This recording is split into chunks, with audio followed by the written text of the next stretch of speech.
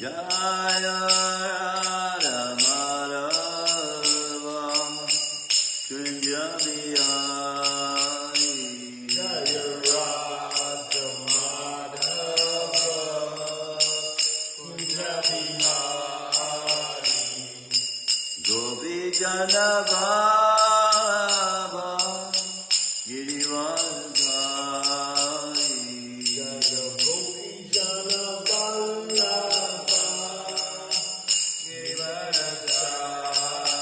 Yashodanandana Braja Janarandana Yashodanandana Braja Janarandana Yamuna Tira Vanachari Yamuna Tira Vanachari Yamuna Tira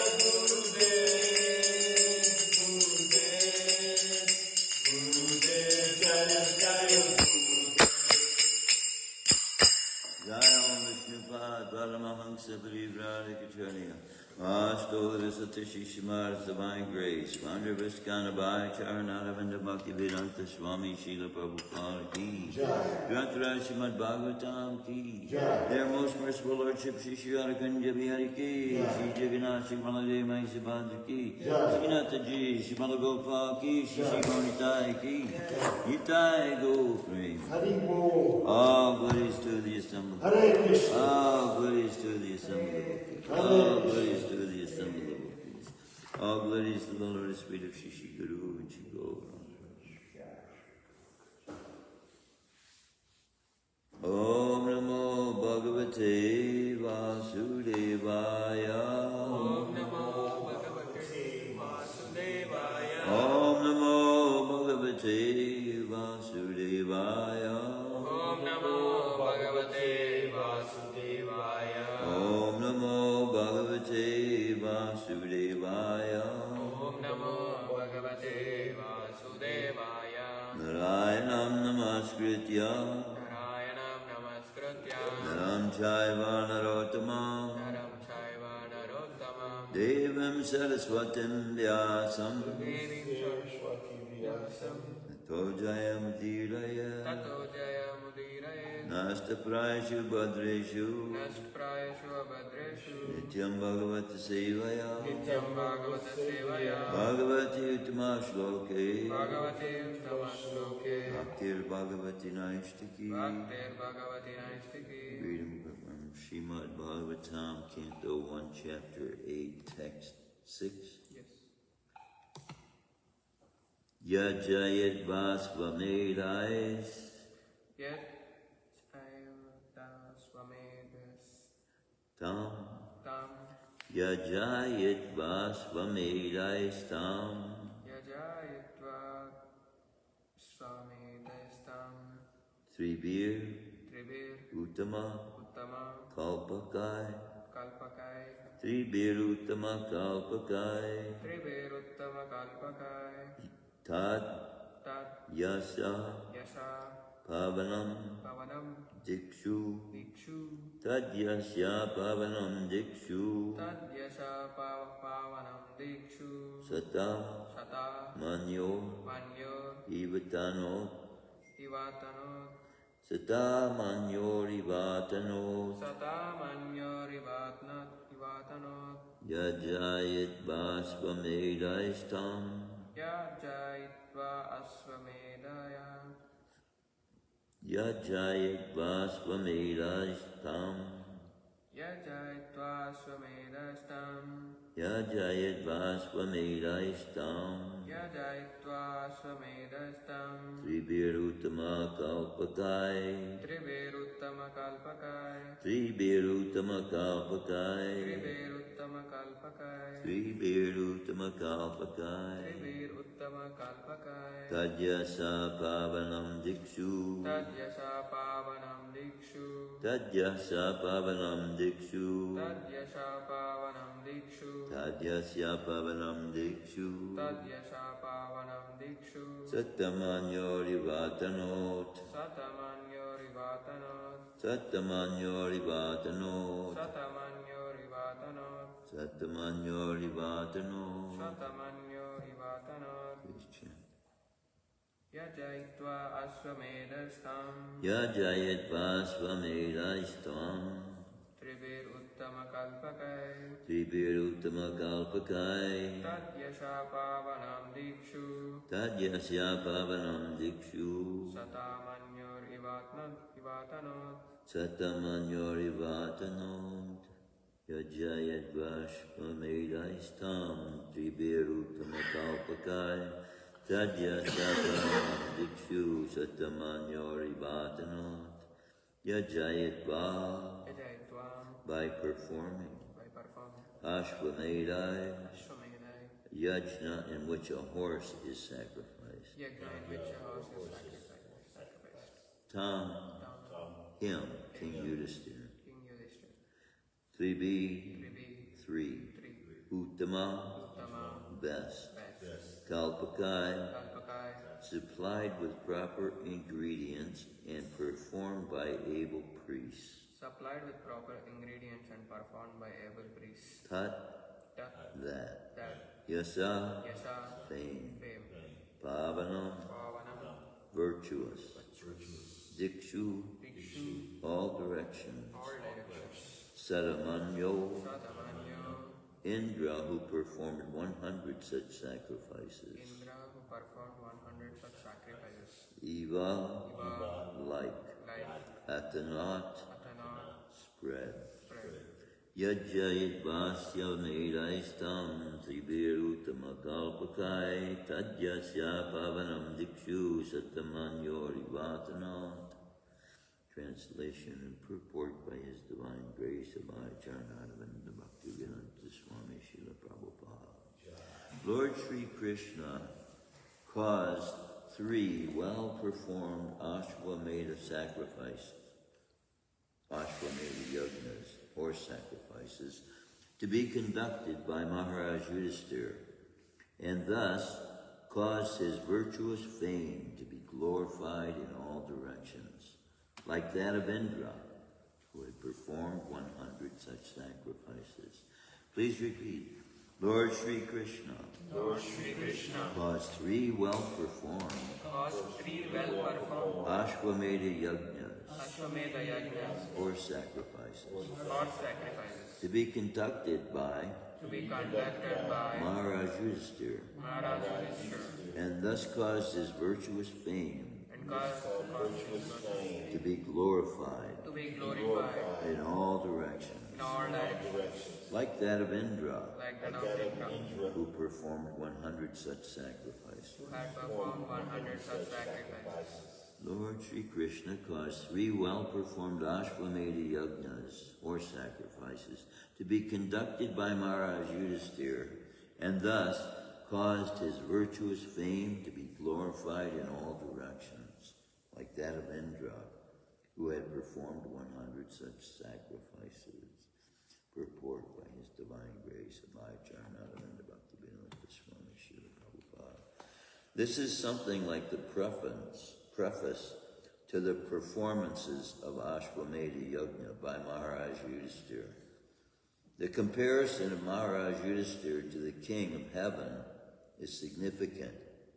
The King of Heaven is thousands and thousands of times greater than Maharaj Yudhisthira in opulence. Yet the fame of Maharaj Yudhisthira was not less. The reason is that Maharaj Yudhisthira was a pure devotee of the Lord, and by his grace only was King Yudhisthira on the level of the King of Heaven. Even though he performed only 3 yajnas, whereas the King of Heaven performed hundreds, that is the prerogative of the devotees of the Lord. The Lord is equal to everyone. But a devotee of the Lord is more glorified because he's always in touch with the All-Great. The sun rays are equally distributed, but still there are some places which are always dark. This is not due to the sun, but due to the receptive power. Similarly, those who are 100% devotees of the Lord get the full-fledged mercy of the Lord, which is always equally distributed everywhere. Om Gyantamanandasya Gyananjana Shalagaya Chakshusam Militamina Tasmai Shrigadamina. We're talking here about a sacrifice performed by Krishna. Well, Krishna caused the sacrifice to come into existence. These sacrifices, unknown today, were performed also. They would send a horse out as a challenge to anyone who had objection to him being put on the throne as a king. But in this day and age, we don't have such practices. Krishna here is distinguishing as well, considering Yudhisthira a demigod, considering Indra a demigod, and Yudhisthira a devotee. Yudhisthira is taking direct Leela with Krishna in this incident, and Indra is sitting in his post. But it is revealing that how a person on the earth can engage in activities that even demigods are engaging in and get the full benefit of that. So just like we've been reading from the Ekadasi book, and in there we read sometimes that you can perform by the sacrifice simply of fasting for that one day. You gain the benefit of giving in a donation of the whole planet, the whole earth. So, which, see, from our perspective is as big as it gets, basically. Okay. But from the spiritual world, everything we're doing in here is very minuscule, very small, very tiny. We're in a microscopic place. So yesterday, I forget who it was helping me. Maybe it was, we were getting out the telescope. Yeah, we tried. Yeah, we tried. Yeah. Well, see, I'm looking forward to this because I have a strong belief that there's going to be something seen on the inner surface of the universe. There are living entities on there whose bodies would just be enormous because their bodies are big enough to affect the planets. So, being that size, we are looking at planets many more miles away when we look in the sky and see planets, some of them much farther away than the inner surface of the universe would be. This is why I'm really, because nobody's looking for this. And they're not even thinking of it, which direction to look at to see it even. Because if you look at the wrong direction, you'd have to go twice as far. Or maybe even 3 times as far to see the other side of the universe. So, but we have direct instructions from Krishna. And so, see, if devotees become famous by this display in Mayapur of the universe, it will reveal the supreme knowledge of Bhagavatam, revealing. And see, in everyone's mind, in everyone's being or consciousness, there is this, that somehow it can accept reality. There's somewhat of an acceptance of reality when it's presented by one who has confirmation from the Supreme, from whom this reality is coming from. And here we see Krishna himself causing this sacrifice to be brought into existence. Sometimes the demigods bring these sacrifices into existence. So Krishna is bringing this sacrifice into existence. And funny thing, I was saying a few classes back as well that there was a horse. So the interaction in Vedic society of animals with human beings is very real. And it recognizes the progress that human beings are enabled to allow these lower forms of life by them serving humanity at large. Then it gives the animal the opportunity to progress spiritually and physically, then they would also progress. So if this is taking place in normal society as a means for that animal to in the future become a human being, what to speak now, these animals are serving Krishna directly. What now is being looked at as sacrifice is a misconception of what was going on when we're describing Vedic sacrifice, because the sacrifices they performed from the Hebrew perspective, given the instructions given by Moses, is different than that being explained here. Those animals actually lost their lives, and their lives were sacrificed and their bodies were eaten. So this is why it's considered Sudra. The reason why these sacrifices were even given is because these people refused to accept the diet that it is explained that God himself was bringing right up out of the ground, out of the desert. And Srila Prabhupada, I just read yesterday again, you can't perform devotional service in the desert, he says. It's a very powerful statement. And we have a temple in what some people call the desert. It's actually the foothills of the mountains in Arizona. I'm not sure what that mountain range is called. But it has similar arid, the whole state of Arizona is called Arizona by the two words put together, arid zone, which is very dry. They have like a 2, 3, 4% humidity. And see, we have the technology to be able to redevelop those areas and make them fertile lands once again. And Srila Prabhupada explains that these dry lands like that are from previous ages left over from the misuse of land. And so with the knowledge of how land is supposed to be used, we can restore the earth to its original state. This is what is being spoken of in scriptures as well, as far as the earth being changed into a new planet. I'll make a new heaven and a new earth.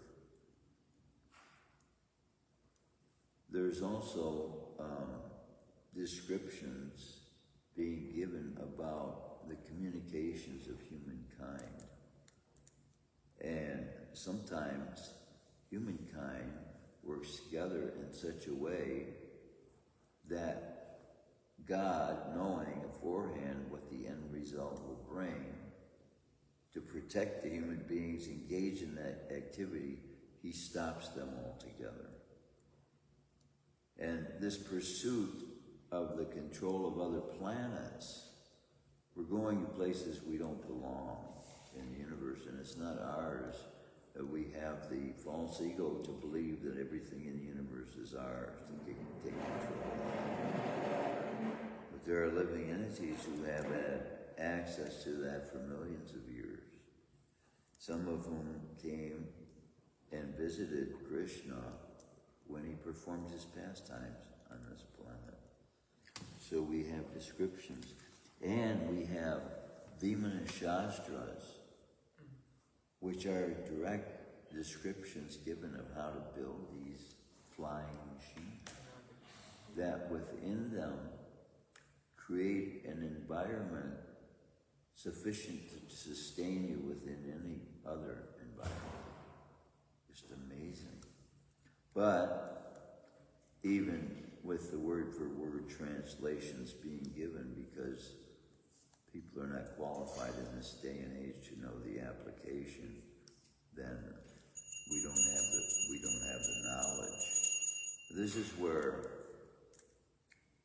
knowledge of the supersoul and humanity at large being given knowledge of the supersoul can be brought to the understanding of superior forms of energy that can be used apart from what we're using right now, that don't require people to have to spend half their paycheck just to put fuel in their gas tanks, to heat their homes, to light their homes, and all this stuff, cut their grass.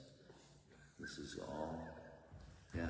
all what man is working for, isn't it, when you think of that? This is the end result of the job. Yeah. And then finding time to be able to cook the meal.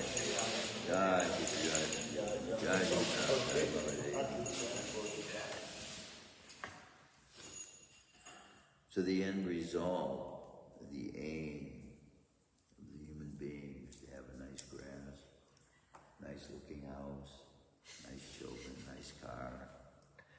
All these things, all pertaining to the things acquired through the manipulation of the material energy. Unless those children are using that energy to glorify Krishna, to bring other people to the knowledge of Krishna consciousness. So those things are not unique to, quote unquote, the karmi workers. Because devotees also, by engaging in Krishna's service then, the whole planet will become spiritualized eventually. So then all these jobs that we're looking at as thinking to be necessary in the world can be reduced to what actually is necessary in the world. Eating, sleeping, mating, and defending. That's basically the 4 activities required by humanity to continue its existence. But then we have so many other things that we've created in our minds that we believe is necessary for our existence. And so finding satisfaction with what we need That's where breaking the false ego, because with the false ego, it leads us to believe we have to gain so many things in this world to be of value for us, to our lives to be of value. In other words, the value of our lives is reflected by how many things in this world we've accumulated. Isn't it? Real goofy. Right. Normally, this is the way society is looking at the value of a human being's life. Material opulences. Yeah, immaterial accumulation. And rather, devotees exalt those souls that have purified their lives to the extent that their association enlivens us and gives us hope for the future and lets us see Krishna from a more clear perspective. And with that as a perspective, then when we also reach the age where we have learned from Krishna day after day for 40, 50 years of our lives, then we'll have something as well to give to those children who are needing the liberating truth to be able to transform this world into the planet, the heavenly planet that it's going to be returned to when it reaches the peak of the golden age. But then how fast, because of the influence of Kali Yuga,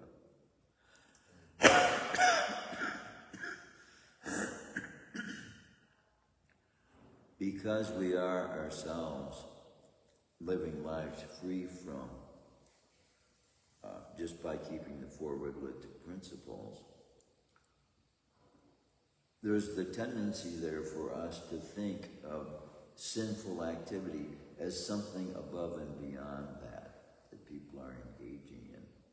But that's basically it. Breaking the four regulative principles is really what sin is. And so if the purity of a person's life is what is being looked at by God, who is the judge of our lives, then why we accumulated those things, what we want to do with those things, and what we have done with those things, that's going to be the question. Not the fact that we had the ability to accumulate them, but what do we do with them? What is the purpose of everything we're accepting into our lives? Then, if we accept everything that we accept is that which can be useful for devotional service, then our lives will be glorious.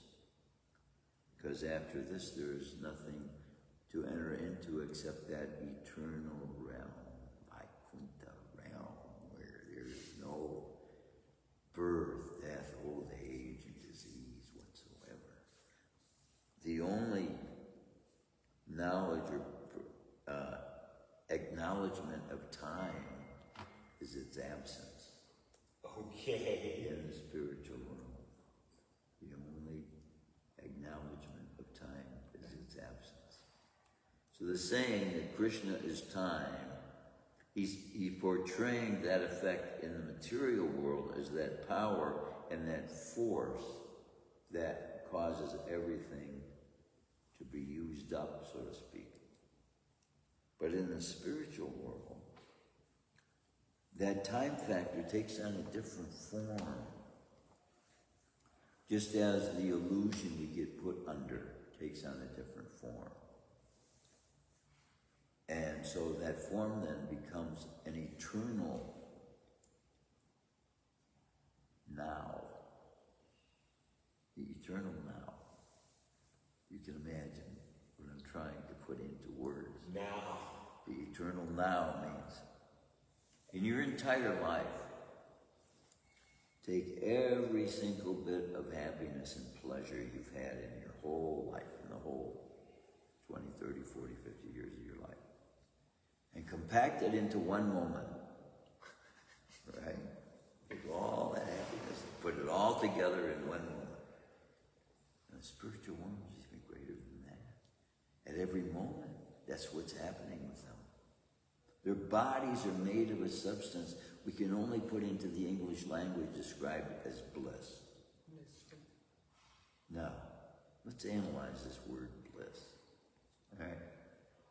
What activity in the material world is there for us to get an idea of what the meaning of the word bliss is? Right? Ice cream? Yeah, ice cream. Okay, there's such a thing as transcendental ice cream.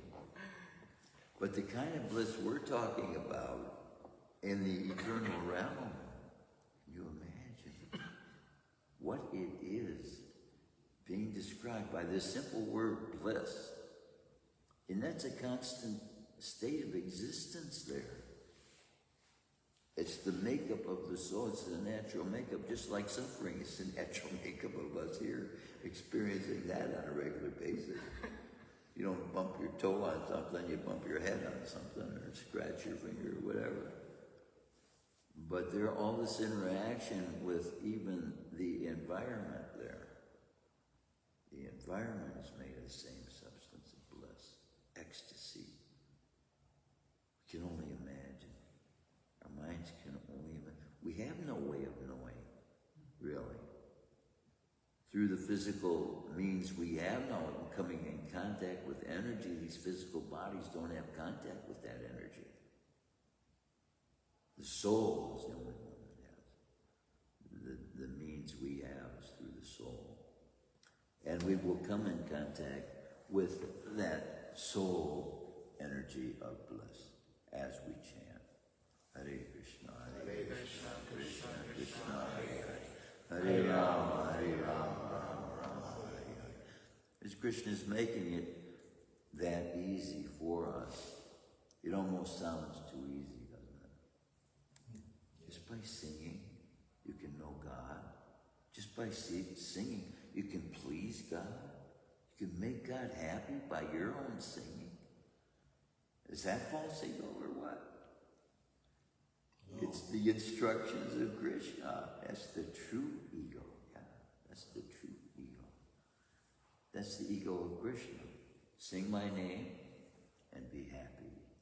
And experience my own energy. This is Krishna's energy. He wants us to experience because he knows we've got ourselves into a predicament we can't get ourselves out of. So he's giving us the means to know and the means to get back to him and experience the eternal now. The eternal bliss of the eternal now. The bliss of the eternal moment with Krishna in the eternal realm. Wow. How can we be happy with anything else, actually? See, that's why it is, once a devotee does taste the nectar of Krishna consciousness and knows that his imagination now has been so blown out of proportion for what he's left to be able to experience in the material world now, it doesn't satisfy. Right? When you know that you're going to have access to that within your reach that is eternal, the contact of which, the substance of which provides you with the experience of bliss. So it's just a matter of carrying out these normal everyday activities that are directly related to Krishna that will enable us to come to that point where that will be our true experience with Krishna. We'll be able to hold Krishna's hand. Right now, you go on the altar, you can massage Krishna's feet and not even know what you're doing. Devotees do. You do it. You don't think, take thought for how valuable it is, the opportunity being given to us to have direct contact with God. Who's getting this?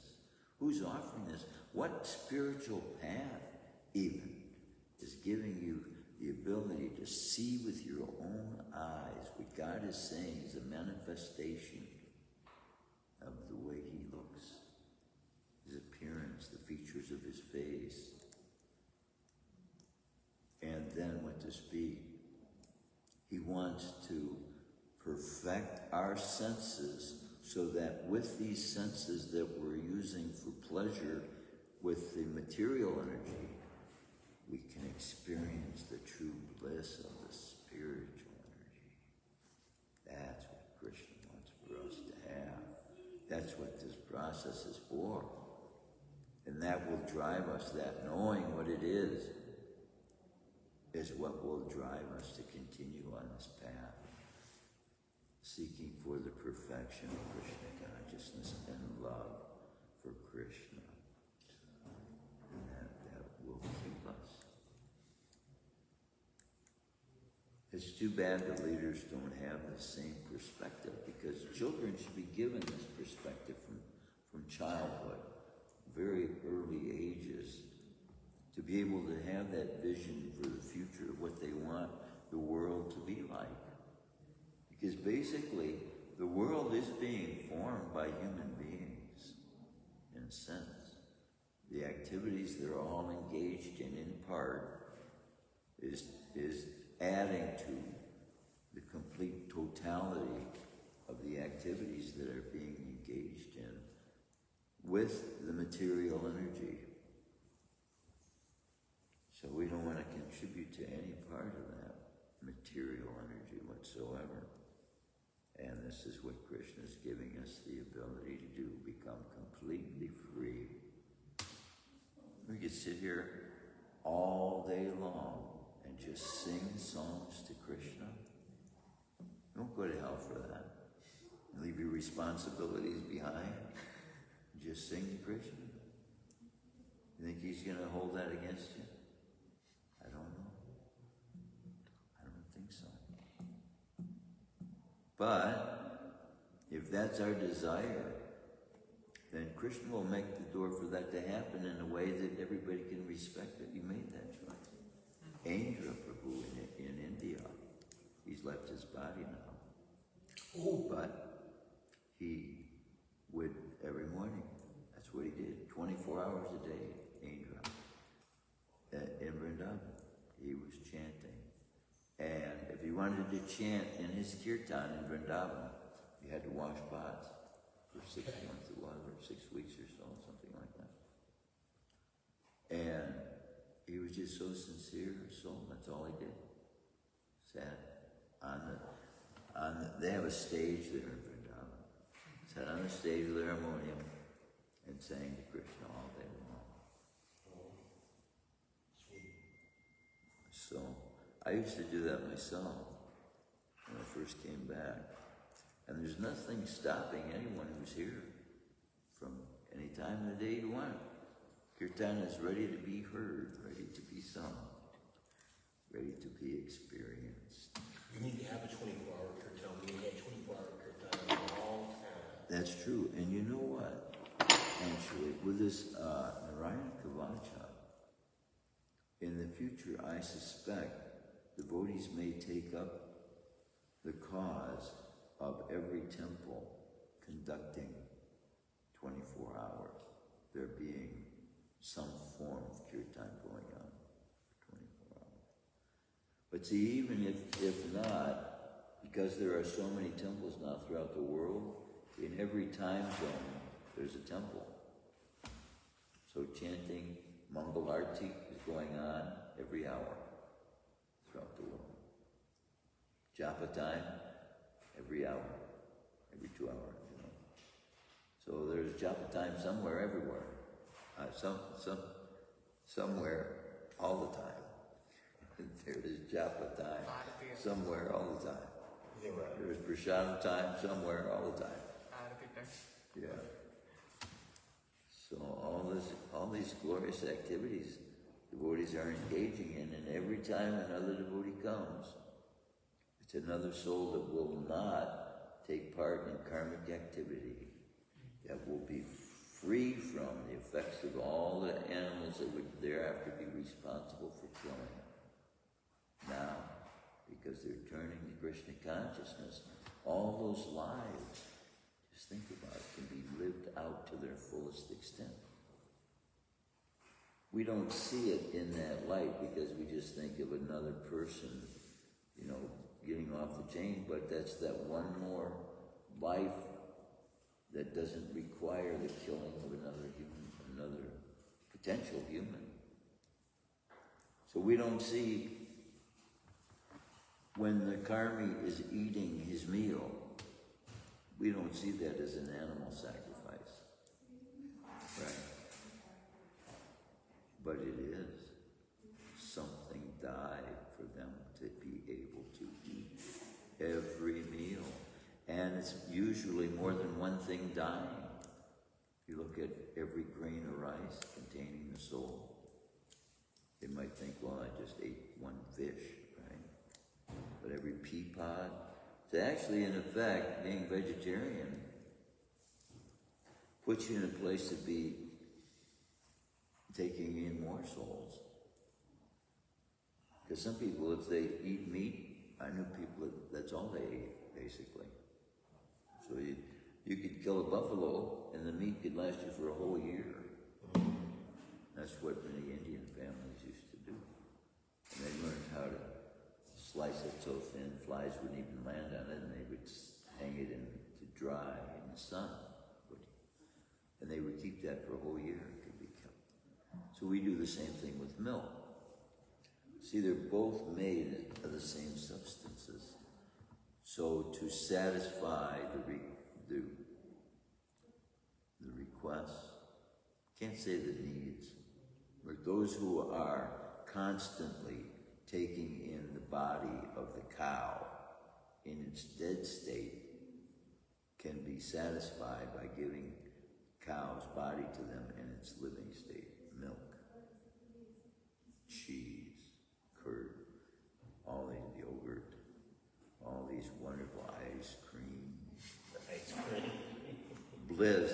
We used to call it liquid religion. Ice cream. But see, I don't even know in Vedic culture if they have ice cream. For real? But they have somaras. And they have rabdi. Rabdi is like, what Eagle brand sweetened condensed milk is. That's rabdi. We offer that to Krishna every morning. Yeah, a little bit. Along with sweet rice. We used to. I don't know if it's still being offered anymore. Yogurt, hot milk. Takes all Krishna takes. He loves milk. Loves milk. And it has everything in it. And see, this is the danger. This is the real problem in society. They take something as valuable as milk and think they have to do something, do it to make it better. Yeah. So they homogenize the thing. Pasteurizing, is supposed to be done. And in effect, it's like offering it to Agni. Right? These are how the demigods are also satisfied by these things. Just like before we cook, we offer to the fire. So the demigods are satisfied by this thing. But when they think they have to make it appeal to the eyes, which is why they separate, they make the cream and the protein become one by forcing it into these little tiny holes. And so your body doesn't know what it is either. In its natural state, fats and protein have such a makeup that your body recognizes one is fat, one is protein. But when molecularly they force these things together, then your body doesn't know what it is either. And it has a hook on it molecularly. So when it gets into your bloodstream, this thing causes scar tissue to form, which they're saying is cholesterol buildup. Okay. And this is all nonsense. And so this creates in the mind of people the idea, I can't drink milk. My uncle, my mother, can't drink milk. And then with that, of course, every time they do think about milk, it's a bad thought. Yeah. See how? And it's all due to the fact that men, with the idea to sell milk, believe that they have to mix them two together. And here's the thing too, that it brings in a cheating propensity. Because when you buy that milk, you don't know how much cream is in there. If it separates, you see what the percentage is. You got 1/4 green at the top, it's different color, and down at the bottom you get the milk, protein milk. But no, they want to mix it all together, and that way you don't know. But neither does your body even recognize what in the world this stuff is you're trying to put into me.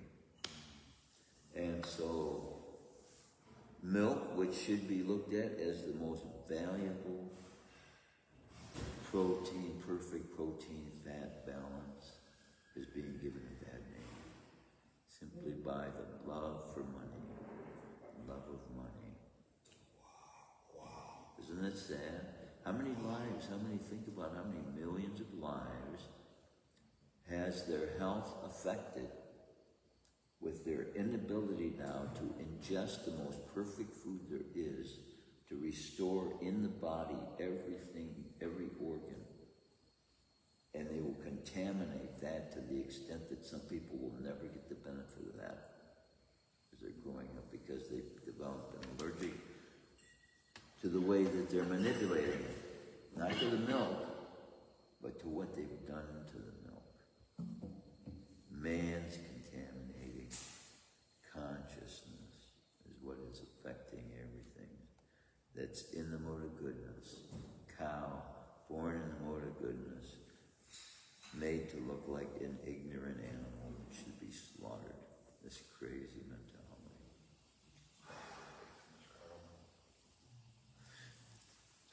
I don't know how I always lead off into that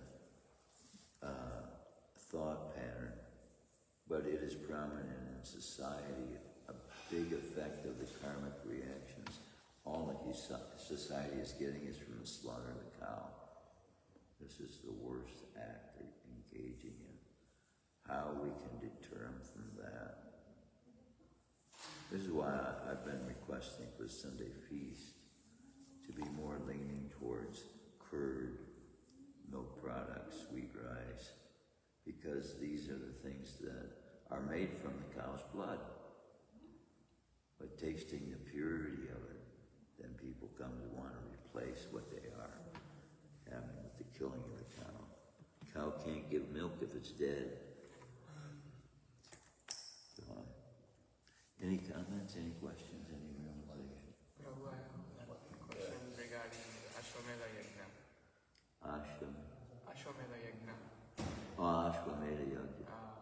Like I heard, when Yajna is performed, the horse is sent to all the other regions of this. So after doing one or two sacrifices, the horse might be going to all the places in that world. So the next time when the Ashwamedha Yajna is performed, the horse is sent to other world, or? Well, see, here's one thing to understand as well. And this is, what I'm hoping to see on the inner surface of the earth. Because when Krishna was on the planet, and I understand Krishna to have been kind of like the regular size of a human being, even though he may have been relatively tall. He was 12 feet tall. So we get the idea that some would be 10 feet tall, some would be 11 feet tall, like that. So the horses they were riding on were not the kind of horses we're thinking that we have here. And so being of that size, they could cover more territory as well. But you're saying specifically, would they send it out to other nations, or would they be used for another sacrifice? Is that what you're asking? No, actually, for the first sacrifice, the horse may cover a region. Right. But if again another sacrifice, will that be the same The region same or region other or region? further region? Yeah, that's a good question. Because it would seem like the purpose of the sacrifice is to make a statement that the king is being installed in this particular area, right? Yeah, so, but if that is true, then the first sacrifice that was done didn't get the full response, right? Yeah. And I've always had this question as well, how it was that one horse covered the whole planet. So, it seems they very well could be talking about the whole area that was being ruled by human beings at that time, and that was considered livable land. When the word Bhumandal is used to describe the living areas of the universe, they're talking about any place that can be inhabited by a human being. So, we may say they sent it out to the whole earth, but I don't believe that necessarily means that the horse itself covered the land surface of every single island on the planet. But what they were considered to be influenced themselves, the kingdom that they were themselves of, the area that they were influencing, they were giving contest to if anyone had within that jurisdiction the belief that they had more right to be the jurisdictors. Because in another canto of Shrimadbhagavatam, in the Pruthu Maharaj, he performs 99 Ashwamedha Yajnas. While performing the 100th Ashwamedha Yajna, every time Indra stole that horse and he takes back to him. Because if one performs 100 Ashwamedha Yajnas, Indra's position will be given to him. And see too, there's a qualification for Brahma also, to take 100 birds born in a Vedic society, 100 birds. So these positions, but then see, this is also somewhat of a fear on Indra's part to want to lose his position. So we're seeing aspects of personalities we consider very elevated personalities, but still revealing human characteristics. So that what we think of as heaven is not necessarily the ultimate perfection of the human being, as is being made, devotees are being made into. It's different because there's no breaking down of the false ego there. They're allowed in heaven to run free, more or less. Even the act we consider such act here, that it doesn't perform the same way there. It's a different experience, and it doesn't produce children like they do here. Different altogether. Their bodies are different. Any other comments, questions, realizations? Jai. Grantharaj Shrimadbhagavatam ki jai. Srila Prabhupada ki jai.